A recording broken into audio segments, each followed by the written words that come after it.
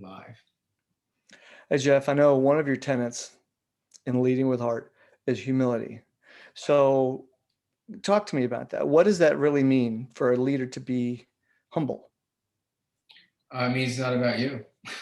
The decisions that you make, the way that you speak, uh, even your approach to problems and people, uh, is based on kind of the mission, right? Encapsulating the values of the company. You're making decisions for what's best for the company, not you. I mean, that's it. I mean, I think when you're not humble, you very much get in your own way because it's all about you, how you look, um, you know. Well, oftentimes, like leaders will like their identity is associated with the organization, right? So even if they're trying to generate revenue or other progress metrics for the business, they're doing it in the business best interest. But there's more to it, right? Being humble and having humility in terms of leadership, not so much just about business metrics, but about interactions with your staff, giving credit to people in public, things like that. What else is there that people should be aware of when it comes to humility? Yeah, well, that last one about giving credit to others is a good example, right? So, some people are very high in recognition, meaning that they need to be recognized themselves. Yeah. Um, that's fine. But when you're really low on recognition, you're willing to share the credit, right? Somewhere in the middle is helpful, right? Where you believe that achievement is important to be recognized, but absolutely it's important to share the credit and recognize others, right? So your job is to motivate and influence others for the good of the business.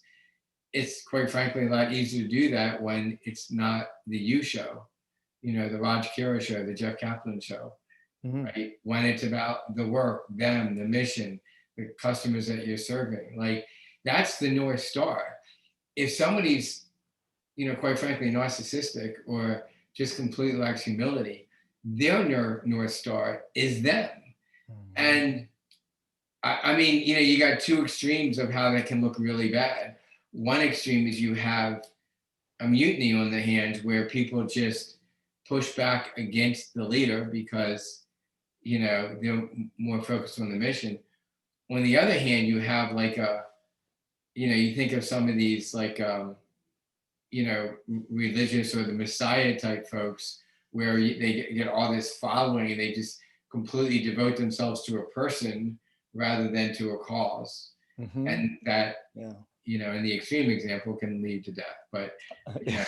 in the more day-to-day example can just Yeah. lead to poor decisions. I like that a lot because what you're saying is humility is about that North Star. What is the North Star? Is it you or is it something bigger than you? Because people will follow you if it's something bigger than you. I mean, they will follow you in some cases, if it's you, uh, but in most cases, it's because there's a cause that's bigger. There's a challenge that's bigger. There's a mission behind it. And the Yeah, mission isn't you. you know what it is? It's when you lack humility, you can fall easily into a trap, right? So you're going about your business, you're, making decisions, problem solving, interacting, but if it's about you, there's going to be, there's moments where you're challenged, what's the right thing to do here?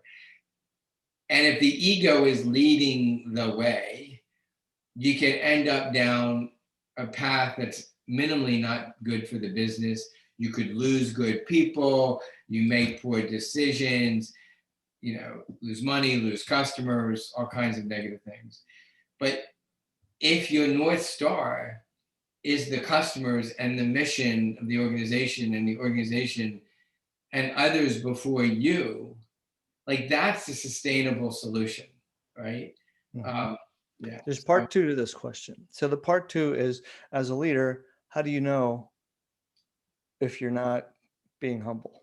well, people will tell you, and if they don't, get a 360 assessment done, and you'll find out. Hire a good executive coach or a consultant, have them do a 360, and you'll find out.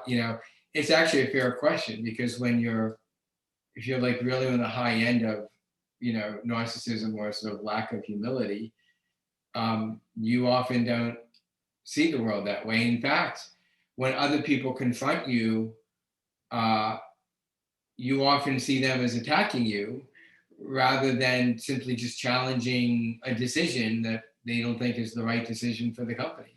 And Right. it And create then, it creates and a lot of internal conflict.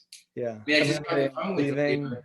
right. You can lose good people that way. Or you might just feel like, oh, they're not a cultural fit for my company. And then you get rid of them or something.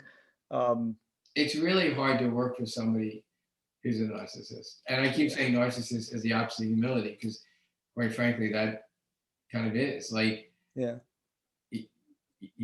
if you're humble, it doesn't mean, people say, well, humble, like how can I be humble and, direct and, direct others what to do? Like, well, you have to direct and lead, but you also need to influence, support, motivate, develop, pull people together, right? And, so, you know, humility does not, you can be both humble and direct when you need to be direct and hold people accountable when you need to hold people accountable. The difference is it's not about you, it's about what's right for the organization. Real quick, here's another reason why humility is important. If you're low in the ranks and you're not good at, let's say you need to assert yourself for a decision that's the right decision for the organization, but it's also good for you, right? Give me more scope of responsibility and so on.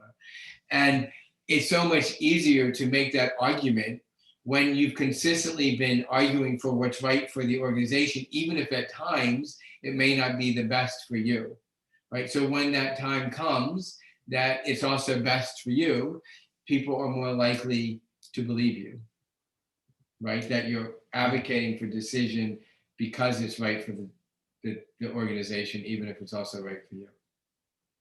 And we'll end it there. Thanks, Jeff.